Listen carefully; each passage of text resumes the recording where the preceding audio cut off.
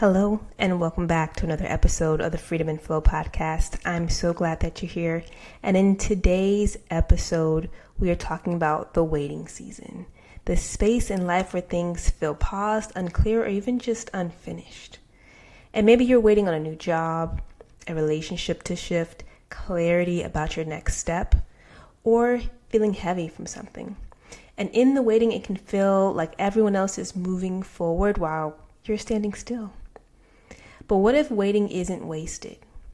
What if this in-between space is actually sacred ground, where growth happens in the quiet, where faith is built in the unseen, and where the version of you've been praying for is slowly being formed? So whether you're in a season of stillness, searching, or surrender, I see you. And I hope this conversation, this discussion encourages you to stop striving, to start flowing, and trust that even here, you're not behind, you're being built. Let's dive into it.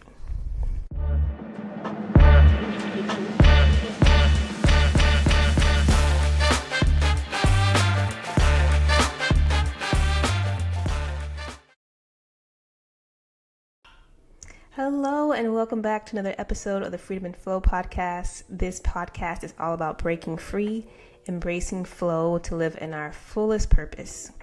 And so in today's episode, as you probably saw, we're going to be talking about the waiting season, which I don't think anybody is a fan of the waiting season. Whether it's the waiting room, whether it's just waiting in line, no one wants to wait. And that is true, and there's just moments in life where we are in a waiting season, where things just feel like we're not progressing forward when actually we are.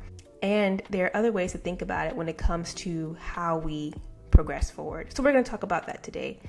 And yes, I myself have been in a waiting season, whether it's this current season that I'm in, but also just in life.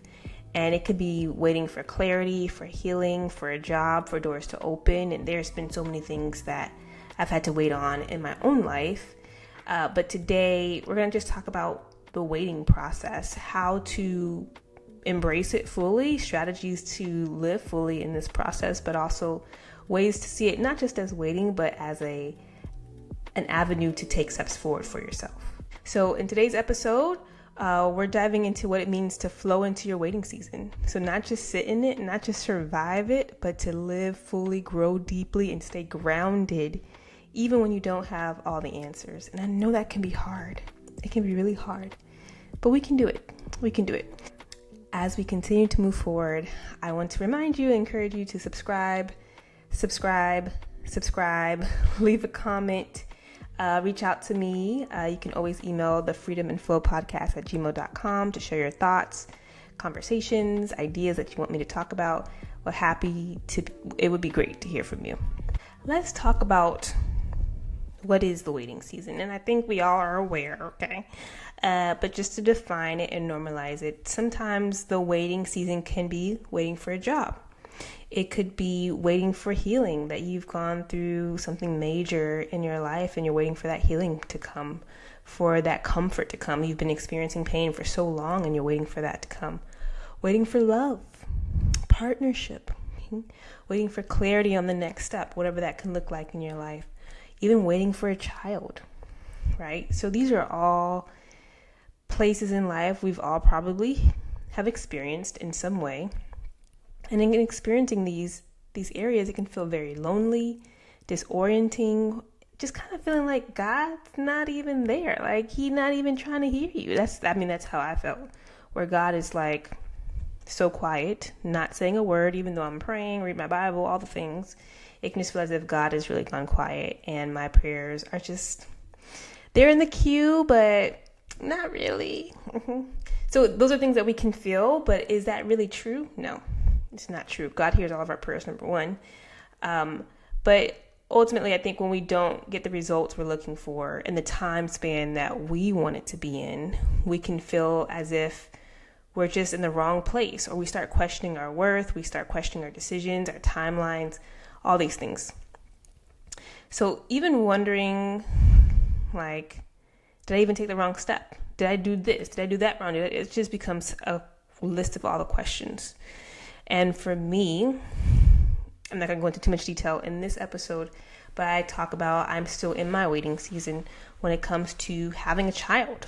I've shared in other episodes my miscarriage journey, and yes, it definitely feels like a waiting season. A lot has happened, so it's not like I'm not doing anything. A lot has happened, and I am even blessed to be able to say that I have been pregnant before, because for some women that's not the case, but it hasn't come into fruition in the way that I would like for it to be. So I understand this waiting season and what that can feel like, but I also understand the two extremes that can happen too, where you just are waiting for this one thing in your life to happen, and I can't move forward until this one thing in life can happen.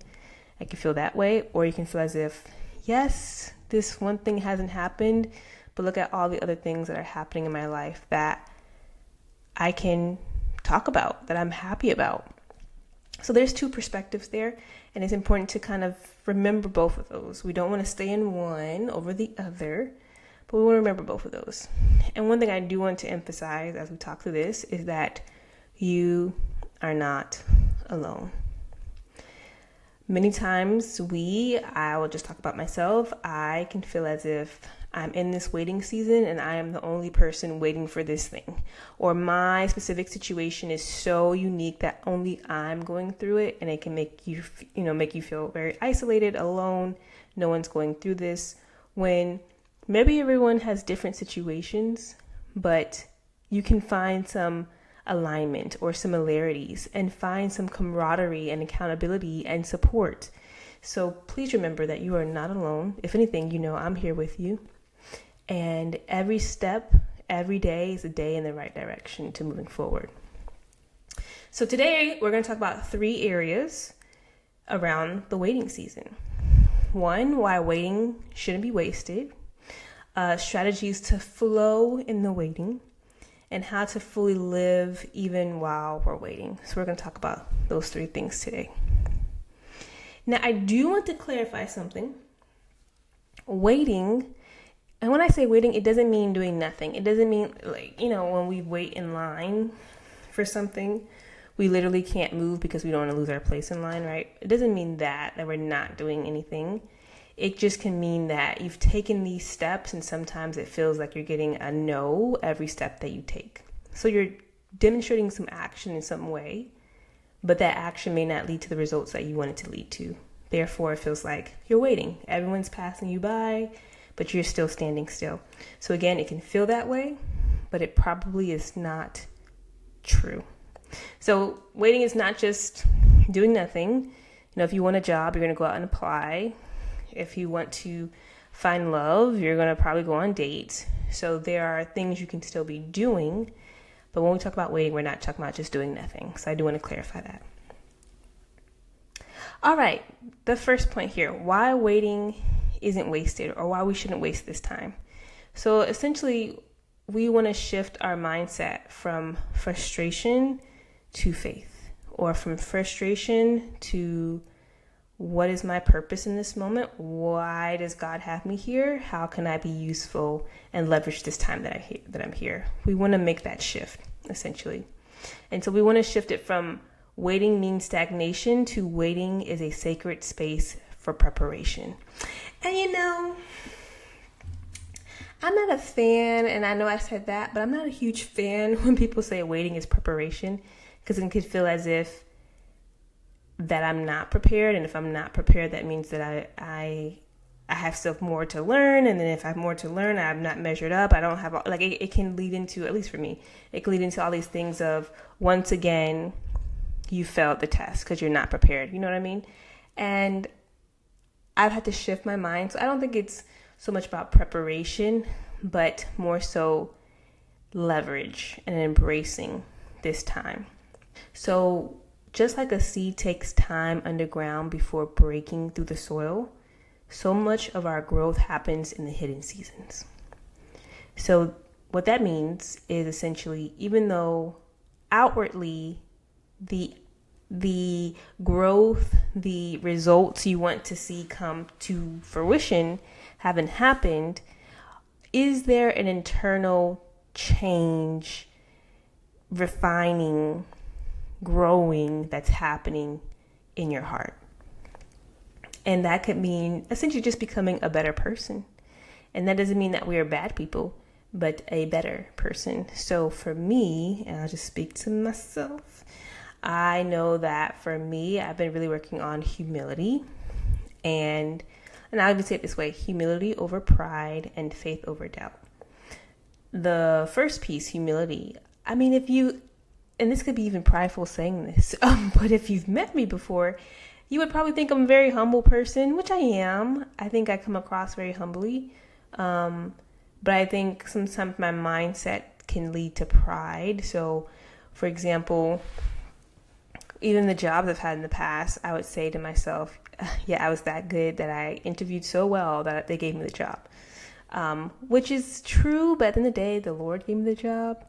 So I think the Lord is definitely working on my heart when it comes to being humble, and humble internally and externally, not just showing it, but also living it out internally. And I wouldn't even call myself competitive. Like, I'm not out here trying to compete with people, but maybe sometimes I am. Maybe sometimes I am. Maybe I see this person do this thing and I'm like, you did that, I can do that too. Okay. I think that's sometimes what happens. And I think sometimes it's the Lord reminding me, or going through this process of being reminded, that humility is a powerful thing. And when you run in your lane and stay in your lane and you do it in a humble way, things will come to you without even trying. So that's one thing. The other piece is, like, I think faith over doubt. And sometimes my natural inclination is to doubt something will happen. So someone tells me, oh, Andrea, I see you do this, this, and this. And then I'm like, well, what about this? What about that? But like, someone told me one time, I see you becoming a doctor, like having your doctorate. And I was like, the money, the time, the interest, like I immediately went into all the things that could make me not a doctor, versus if the Lord says it, then I believe it, then I'll do it. Like, I think those are areas where I am growing in this time, especially when it comes to having a child. After 3 miscarriages, it's kind of like evidence says, data says, okay, this is what's happened. But it's encouraging me that even though that has happened, that doesn't determine what can happen next, which is having faith. So those are areas that I definitely feel as if God is refining. And it's not so much an external thing. I know I'm talking about it right now, but it's more so an internal change that he's making in my heart. What I'm reminded of is this show that I'm watching called The House of David. It's on Amazon right now. It's a great show. Like, it's a show about one of the people in the Bible named David, and then Goliath. And typically I don't really like these shows because I don't know, I just can't resonate. I don't know, something about these. I'm just not a big fan of them. Sometimes the production isn't that great, so I'm not a big fan. But this show, it just captured me. It really did. And it depicts David when he's out in the fields caring for the sheep, at least in the first season, all the way up into him defeating Goliath. And I will preface by saying, or not even preface, but I will say that some of the show is fictional. So there's gaps that we don't really know about in the Bible. And then the show just kind of fill in those gaps with their creative license to do so. So I will say watch out for that, because not everything in that is true. So make sure to read the Bible to know the full story and the true story. But what they do depict is great. And I'm sharing this because there's a part in the Bible where David is out in the fields caring for the sheep. And there's this prophet named Samuel. And Samuel hears from the Lord. Everyone knows he hears from the Lord. And Samuel comes to David's family to anoint the next king. And Samuel looks at all the brothers in the family, and they're all lined up. They're all warriors. And he's like, it's none of these people. And he asks the father, Jesse, do you have any more sons? And Jesse's like, I do, but he's out in the fields. And they call in David to come in. And Samuel hears from the Lord and says, yes, this is the next king. And this is when David's like 16, 17. But it was years before he actually became king. It wasn't like he's anointed that day and then a week later he became king. It was years. How many years? I do not know. But in that time, God was refining his heart, building him up, transforming him. So sometimes we can know what comes next, or we've heard it, or we know it for ourselves. We have this determination, this motivation to do something, but we don't see the fruition of it happening in the timeline we think it should. And I just want to encourage you that things are still happening. As long as you are doing what you're supposed to do, I would even say surrendering to what God has for your life, you will get to where he's called you. So I hope that encourages you. So that's the first piece, okay? Around the waiting is not wasted. There are things still happening in this process. Now, when it comes to strategies to live in the flow, of waiting, I should say, I'm going to share with you a few strategies. Feel free to jot them down or just think about them, either or. So the first piece here, and all these things are things that I'm personally working on. Am I doing it perfect? No, but they're things I'm working on. So one is practicing presence, and not so much giving presents, but practicing being in the present. I'm just gonna sit on that for a second because it's so good. Being in the present. I know I'm that person that likes to look at the future. We're in April 2025. I like to know what's happening in October. Okay. Also considering thinking about January 2026, what's happening there. I'm already making plans for the future, or so much that I'm not even able to enjoy this present moment and what it brings. So one thing I encourage even myself to do is just practice being in the present. Don't miss the now while looking for the next, essentially. Take moments to write in your journal. Have a gratitude journal. Talk about what you're grateful for today, what you're excited about, what you want to celebrate. These are all great ways of celebrating and being present in this moment. The next strategy or practice is surrender. Okay. Surrender the timeline.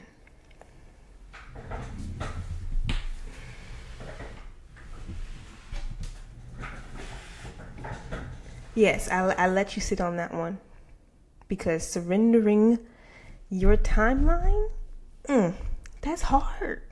Because I'm sure, if you're like me, I'm sure you have this timeline in place. So you're not even just, so the difference between this is because you truly do have a timeline in place. You truly have like this schedule for your life, and you've jotted down this piece will happen then. This piece will happen then. That's me. Or I should say was me. So it's basically letting go of your attachment to how and when things should happen. I just keep marinating in this because it's so good. It's so good. And it's so good because I will say it's freeing when you get to this place of letting go of your timeline. And my timeline, I was definitely trying to have kids before I turned 35. I'm not 35, but I will be in a few months. And that timeline is not going to happen at this point. And I laugh about it now, but it's not going to happen. And so it's allowed me to just really let go. Because now I really don't know. You can do whatever you want, Lord, at this point, because I don't know at this point. So letting go of the timeline. There are things you can still plan for, right? There's things that, okay, by this age, I want to do this. But I would say to hold on to those timelines very loosely, because we don't know what the future holds, and we don't know what God is doing. So I encourage you to hold on to your timeline very loosely. And when you do, you will find a freeing of being able to just live your life. Still make plans, still prepare, still prioritize as needed, yes. But we're not so hell-bound on holding on to our plans and holding them so tight to our chest. When they don't happen, we fall into depression or anxiety or worry and all these things. There's a scripture that says, Proverbs 16:33, that says, we may throw the dice, but the Lord determines how they fall. So it's okay to have your plans, but really at the end of the day, God determines what happens. Okay. The next practice, healthy strategy, is to invest in yourself. So in this downtime, and maybe it's not even downtime, but in this time where you're waiting for whatever it is that you might be praying for, it's okay to invest in yourself. And investing in yourself could be going back to school. Could be just taking a course to brush up on some things. It could be reading a book, going to therapy, developing a healthy habit. These are ways to invest in yourself. Working out, yes, great ways to invest in yourself. And doesn't mean because you have the time. It just means, okay, in the time that I'm waiting for whatever is coming, here are ways that I want to invest in myself. For me, I just signed up for a certification course, and I'm currently doing that. And it's in a field that I enjoy. It's project management. So it's in a field that I really enjoy working in, learning in, and it's a way that I invest in myself, and I'm excited about it. When I'm learning about things and doing these practice questions, I'm excited about doing it. So it's just a great way to invest in myself, and it's also nice to kind of keep taking my mind off things too. Number 4, healthy practice is to set micro goals. And this is very simple. I saw this quote that says, big doors swing on small hinges. So when you're setting these small goals, it creates medium-sized wins, which create big-sized wins, which opens huge doors, right? So create micro goals along the way. It doesn't have to be such a big goal. And focus on consistency. Consistency is a powerful thing. When you do something over and over and over and commit to it, it is powerful. So create those micro goals. And then lastly, surround yourself with support. This is very important because it can be very easy to feel as if I'm alone, I'm in this by myself, no one understands. And maybe people around you may not have your exact circumstance, but I'm pretty sure they can resonate with how you're feeling. So surround yourself with people who you know you can trust. It doesn't have to be 5, 10 people. It can be 2 people, 1 person, 3 people. Just having that small inner circle that you know you can go to, especially those days, because you will have bad days. You will have days where you're just kind of spiraling. So when you're in those days or those moments, having people you know you can go to, a friend, a coach, community member, someone you can trust essentially that can support you to talk through it and help you get back into a good space, a grounded space. Okay. I love quotes. Isolation amplifies the lies. Community speaks truth. And I think that's so good. So true. So continue to stay in community. Continue to be vulnerable and share with people how you're feeling. And you'll see the power of having community and essentially getting support when needed. So those are just some practices to practice. But just want to leave you with some other good points about being in the waiting season. One is to not put your life on pause while you wait. To travel if you want to travel. To try that restaurant if you want to try it. To go on a food tour because you love trying different restaurants. Like the things that you have thought about and you say to yourself, oh, I can't wait till this happens when I can do it. I encourage you to do it now. Enjoy your life now. And when that thing might come, you can still do it then. So enjoy your life now. The other piece to this is part of living and living in our fullest selves is feeling. So I know I'm giving a lot of positive tips, habits, as if no day will be a bad day. And I don't want it to come across that way. You will have some bad days, like we talked about. You will run into moments where your feelings overtake you and you feel like what I'm experiencing is horrible. And it might be. I don't know. I don't know your situation. But I just want to say that you will have good days. And I hope that you'll mostly have, you will have bad days. And I pray that you mostly have good days. And on those bad days, having strategies in place so you don't stay in that headspace. And I was talking to my therapist about this, just around like when I spiral, like what are things to do, because I don't like feeling my emotions. I don't like it. And she was telling me it's okay to feel it, and I should feel it, but not stay in it. And when feeling the emotions, it's basically acknowledging it, acknowledging the anger, the hurt, the pain, the feeling lonely, like acknowledging those emotions. And when you can acknowledge it in different ways, you can scream it, you can yell it, you can write it down, you can talk to a friend, like just acknowledging it and coming face to face with it. And then having healthy strategies to pull yourself out of it. And that could be going on a walk. It could be listening to some good music, some of your favorite jams. It could be watching your most favorite show. It can be talking to a loved one. I know for me, walking my dog is a healthy way for me to just get out the house. And it's a physical way for me to just kind of walk through what I'm feeling. And by the time I come home, I feel better. And I may not be all the way out of it, but I'm not as deep as I was in it. So definitely find practical ways to acknowledge what you're feeling, but having ways to go from the downward spiral to the upward space of living these things out. The other 2 points I just want to touch on when it comes to waiting is that your joy doesn't have to wait and your purpose doesn't have to wait. So if you are waiting for something, I think it's great to pray or just ask a question. What is the purpose for me in this season?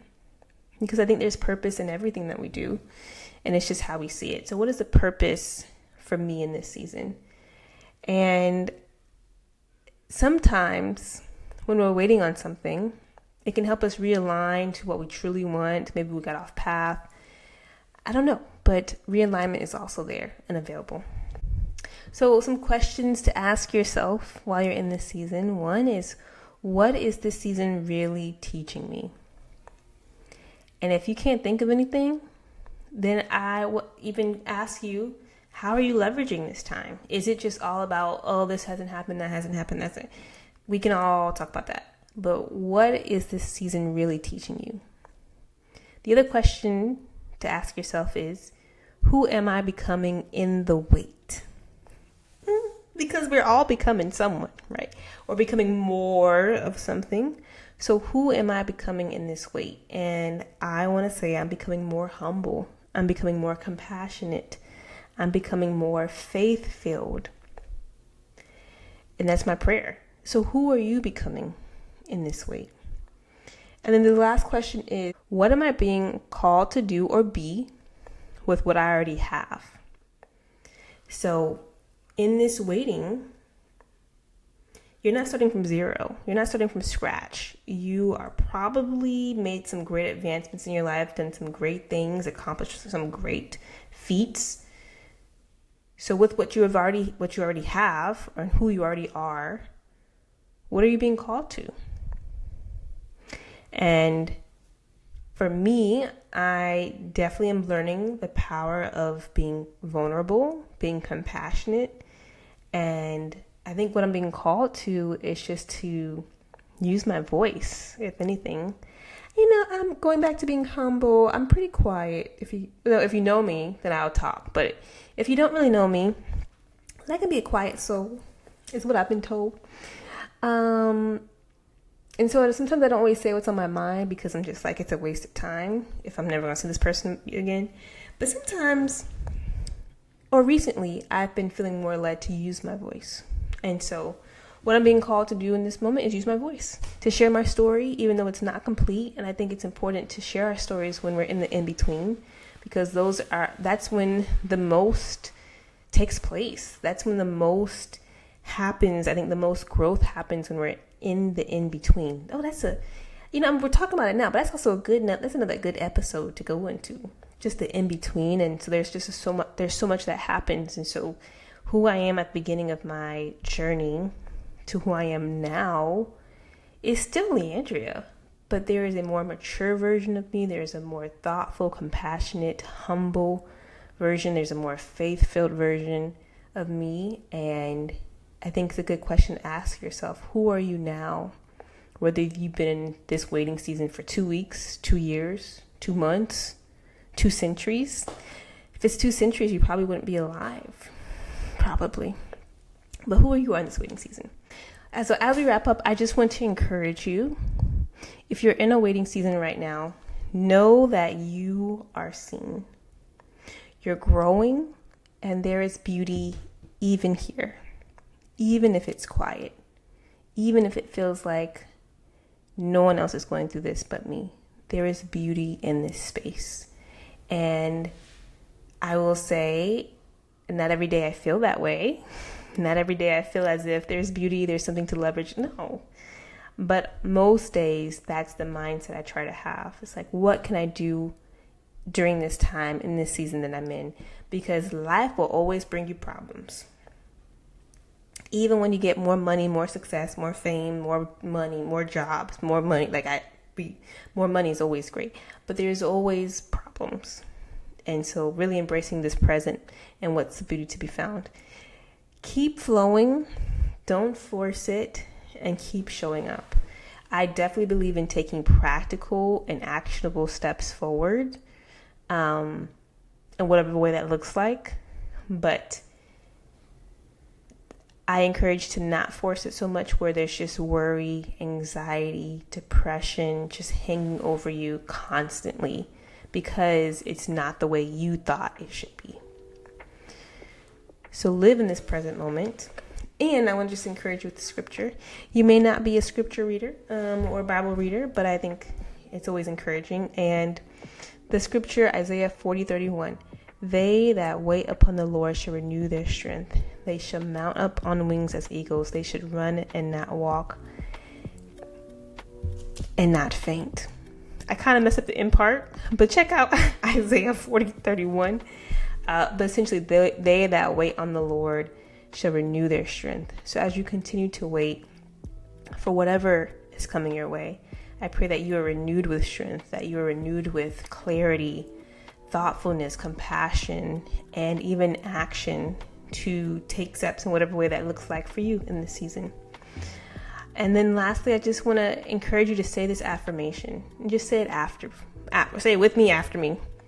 I am growing, even in the pause. I am not behind. I am exactly where I need to be. That's good. Let's say it again one more time. I am growing, even in the pause, even in the waiting. I am not behind. I'm exactly where I need to be. So I want to encourage you to remember that you're not behind. You're exactly where you need to be. Everyone has their own lane, their own life, their own story to tell. And yours is being told every day with every new step. So continue to wait with purpose. Continue to wait knowing that my story will come to pass. And there will be a new chapter where I might have to wait some more. But in this present moment, I am living it out to the fullest. So I hope this encourages you. I hope this encourages you in the wait. Feel free to share, like, subscribe, share this with someone who you think might benefit from it. And if you just want to talk to someone, I am also a coach. I also do coaching consultations. So if you want to book a 30-minute consultation with me to talk about what does your waiting season look like and how to take action steps forward in this moment, would love to connect with you and meet with you. All right, guys, that is all that I have for you today. Continue to live in your freedom.